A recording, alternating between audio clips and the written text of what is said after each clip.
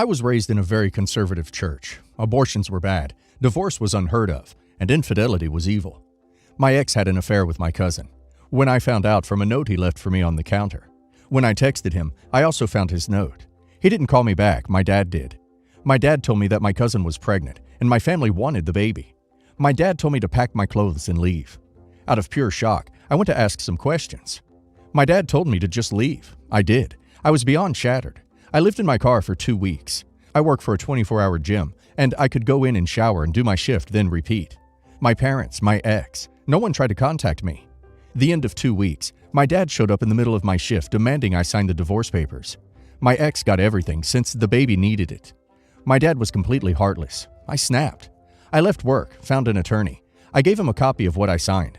I told him to do whatever he had to finish the divorce. I went back to work and asked my boss for my final paycheck. My boss likes me and let me know they have other locations. I chose one out of state. I changed my cell phone, then I left. About 5 days later, I found out I was pregnant. I had a birth control shot that lasts 3 months. I was even more heartbroken. I figured the pregnancy would end up in a miscarriage, so I kept it to myself. The attorney reached out to me. He sent me an email with a copy of my divorce. He also told me my parents showed up. My dad said my cousin lied. She was not pregnant. My ex left her, and they all wanted to talk to me. I kept no contact. My main focus has been making sure I had somewhere to live. I now have a 2-bedroom apartment. I've rebuilt my life and soon-to-be baby's life on my own. My best friend is getting married in a couple of weeks. She is also part of the church we grew up in.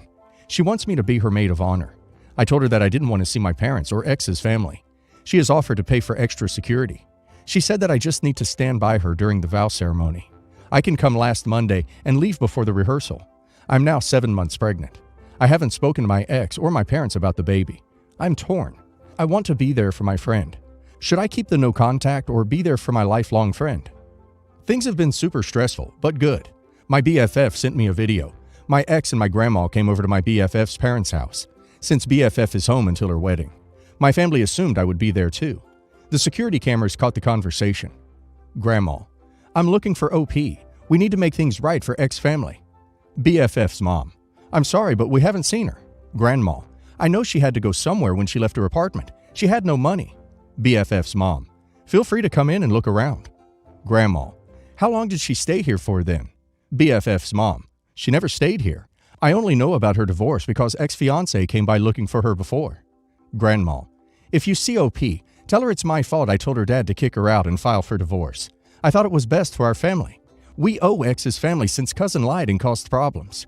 OP needs to set herself aside and support our family right now. That's it in a nutshell. I feel like a tool. They keep using me whenever it suits their wants. As far as things with the baby, I have everything I need. I applied for family leave at work. I will get 12 months. I plan on working up until baby arrives, then using that time once baby is here. Most of the daycares won't take baby unless they are 3 months old. I know I can do it. It's all new for me. Update. When I ghosted my family, I deleted my social media accounts. The only thing I have is an old email I used to keep in contact with my best friend. I received multiple emails today. One from my friend telling me the police showed up, letting me know she gave them my email. An email from the police themselves asking me to come in. They have to see me in person to answer their questions, to make sure I'm okay. The last was from my family. The police gave them my email. It was a hard break. I don't want to have to move and go through this all over again. Has anyone else been through this? My friend already explained that I went no contact, yet the police gave them my email. I'm worried about giving them any more information. My family showed up when my attorney went to the police station. My dad did most of the talking to my attorney in front of the police. We are deeply concerned. OP is a very kind person. She always checks in on us and helps with grandma. Since her divorce, she hasn't spoken to anyone in the family. We made a mistake pushing her to divorce ex, and now we're so worried she is so distraught she will hurt herself. We understand we made a mistake. We want her to come back. My attorney replied, OP left an aggressive situation. She has chosen to go no contact. Leave her alone. My mom replied, This isn't like her at all. What are we supposed to say to her ex? My attorney said he didn't answer her question. The police officer just told him I have to be seen in person by a police officer. So I'm going after work to a random police station. This morning I got a call from my PI. I was kind of surprised since my divorce is finalized. That's why I hired him. I needed protection. He wanted to see why my parents were protecting ex-husband. He found out my dad is not my dad. My bio dad died when I was 8 months old in a jet ski accident. He also found out that the home I grew up in belongs to a trust in my name. My paternal grandmother is the executor. Each month, my mom had to pay $200 for rent, and the trust would pay her $1,200 for child support payments. The payments are supposed to stop when I turn 28 or move out. I moved out, but my mom didn't notify my grandmother. I ended up calling my grandmother, who just cried and cried. She said that my mom didn't want to traumatize me and tell me about my dad while I was a child. My mom would send pictures but wouldn't allow visits. Grandma said she was afraid I wouldn't want to speak to her. We're meeting up for lunch tomorrow. She is traveling to where I am. She said she has baby pictures of me and my dad. I'm so upset. I haven't lived at home for years. Should I ask my grandma to evict my mom? I feel so violated. I met with my grandma. She seems very sweet.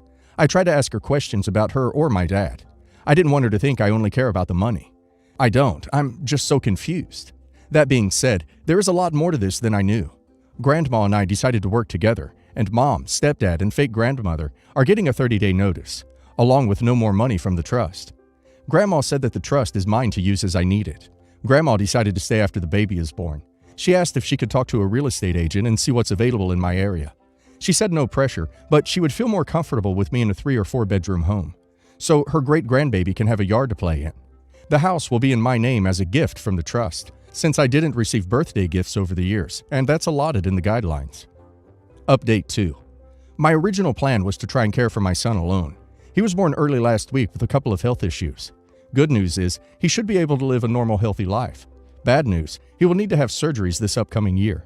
Tying my hands. I will need to collect child support to help cover his medical bills. I found an attorney and handed over all the emails, texts, and letters ex-husband left on the counter. The attorney said that he thinks I will get full custody, especially since the specialist wrote a note saying my son needs to be fed by me as part of his medical treatment, since he is aspirating formula right now. I am beyond nervous. The attorney said I should expect ex-husband to reach out and want to meet with me and my son. He also said it's appropriate to limit visitors since my son's immune system is low, meaning I can tell my ex-husband just him if he wants to see him. I am so nervous giving ex-husband my cell phone number. I know it has to be done. I know I need to co-parent. I know I have to go to court. I just don't trust him anymore. Any advice? My attorney said he will send the papers tomorrow. Grandma knows she had to go back to my home state. She's coming back in 3 weeks. I don't know when my ex will want to come. If he comes now, my son is in the NICU. We can meet there. The doctors are talking about sending him home with an oxygen monitor. If it's after he comes home, then I will ask my attorney to use a conference room. I'm worried my son will get sicker if we go to a restaurant or public place. I'm worried about my ex being angry, that A, he didn't know, B, his family can't meet him, C, I don't want to have anything else to do with him, D, I don't want to talk about what happened. I know I don't want him at my place. Sorry if this is all over the place. My mind is on overdrive. My ex was given the option to sign an affidavit saying he was the father of my son. My attorney said that within 20 minutes of my ex getting the paperwork, my ex emailed a copy of the notarized papers. He acknowledged he was the father. He won't need to do a DNA, even though we can if anyone asks. My attorney also said that my ex took emergency leave and is on his way here, that my ex was crying on the phone. I knew this was a possibility, him coming, but I started to panic. My ex arrived just after midnight. My attorney said that he left a message at his office to please call him back. My attorney called him early this morning. My ex gave him the original of the affidavit he signed. Then they called me. I'm currently staying in a room the nurses set up for me in the hospital. Anyhow, they came to the hospital around 8 a.m. I had to go down and get my ex. It was very awkward. I could tell he hasn't slept. He has lost weight. I just looked at him and said, "Are you ready?" Then turned to leave. He just followed behind me. Once in the elevator, he started asking questions. Ex, when did you find out? Me, right after you forced me out of my home. Him, why didn't you tell me? Me, I didn't feel safe after you forced me out of my home along with you blocked me. Him, why are you walking or standing like that?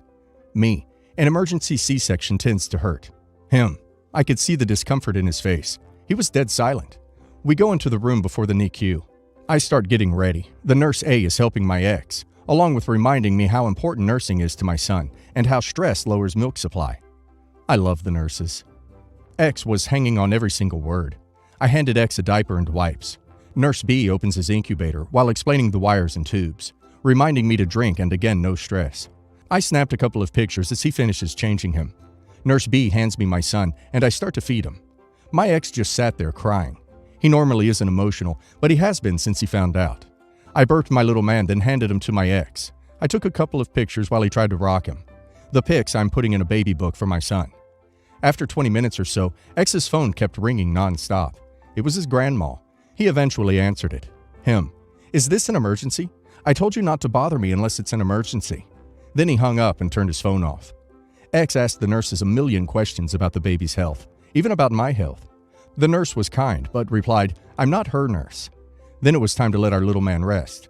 We walked out, and I gave him the parent app I'm using. It took a few minutes to figure it out on his phone. Mid-sentence, he got emotional again. He forgot to take a picture. I sent him one I took while he was rocking the baby. I pointed to the elevator and asked if he knew the way out. He sighed and asked if I would go get food with him. He wants to talk about us and fix us. I said I needed to sleep. Then I walked away. When I came out of my room, my ex was sleeping in a waiting room next to the NICU. In the past, when his family called, he would drop everything. It surprised me he didn't today. I'm wondering if he is planning on coming back inside when I need to feed my son again. Or is he waiting to talk to me? Although I can tell he is holding back some, I think it's because the nurses kept saying no stress. Last update to my crazy long day. My cheating ex stayed at the hospital all day. His family didn't stop calling. His grandma is super angry over the birth video announcement. It shows my little man's name. She called my ex. Quote from Grandma, I'm fit to be tied. In 8 generations, the oldest son always has Z as their first name. Tell Mud baby's name needs to be changed right now. My guess is she hasn't let the last week sink in yet. X has tried multiple times to have a let's talk about us talk. I told him there is no us. We are just co-parents. He offered to do counseling. I didn't reply since little man was not happy I wasn't feeding him fast enough. Once I was done burping him and doing a baby burrito, X was asked to leave the hospital by the nurses since they were getting ready to do shift change. Tonight was the busiest I've seen the NICU. X was gone around an hour when the doctors came in. Check little man. I finished and passed the classes they wanted me to take. If he has an ALTE event, they decided to release little man. I asked the doctors for an hour, called a friend to come get me. I took home the stuff I had at the hospital and came back with his clothes and his car seat. I took a few pictures of him dressed in his going home clothes and in his car seat. I messaged cheating ex, told him not to go to the hospital tomorrow since they discharged little man tonight. I sent him the pictures of him. He wants to know when he can see the baby again. I have to ask my attorney when he can come in. I told him I would message him tomorrow when little man and I wake up to set a time, since I'm very tired tonight. His reply, you know I love you, right? Not just because of little man. I love you for you. I screwed up. I didn't reply. I decided to vent here first. I posted a pregnancy video as an announcement on our church's social media page. I heard from cousin's mom via private messenger. Fake aunt. Mud, how could you post this video? Cousin X. X has been really struggling to come to church after cheating X left her. It's ruined her life. Take it down. Today's meeting was interesting. Cheating X came and asked me to go to counseling with him, to work on us. I told him there is no us. His reply, even if there is no us, you should at least give me the closure I need. My reply, acting confused, I don't understand what you mean. I am doing exactly what you did to me months ago and not talk about it. Just move on, right? I didn't say it mean, just matter of fact. He was quiet for a while and the focus turned back to little man. Going over his doctor appointments on Monday, lo and behold, X's mother-in-law FaceTime comes in. He answers and shows her little man and explains the oxygen monitor taped to his foot. She oohs and ahhed over him for a while, then started to press why X was not in my apartment. Then proceeded to tell me how I need to be more Christian and forgive. Since I'm not forgiving, I am unchristian. Then she continued, I need to let X stay with me and take care of little man. X just looked at me with a smirk. I replied, I am following Christ. My home is my temple. You really need to read John 2:13 through to 16. My ex-mother-in-law got quiet, and my ex-father-in-law started to laugh uncontrollably. In case you didn't know, it's a story where Christ gets angry and takes a whip and drives the merchants out of the temple for defiling it. He doesn't let them back in. Then I got to speak to my ex-father-in-law. He told me he was going to use that next time someone claims he is unchristian. Then he asked what I needed for myself and the baby. He apologized. It sounded more sincere. He told me X's living situation while he is in Texas is a family problem, not mine. I showed him little man again and started talking about his upcoming surgery a little more. Why traveling and guests were not good for him.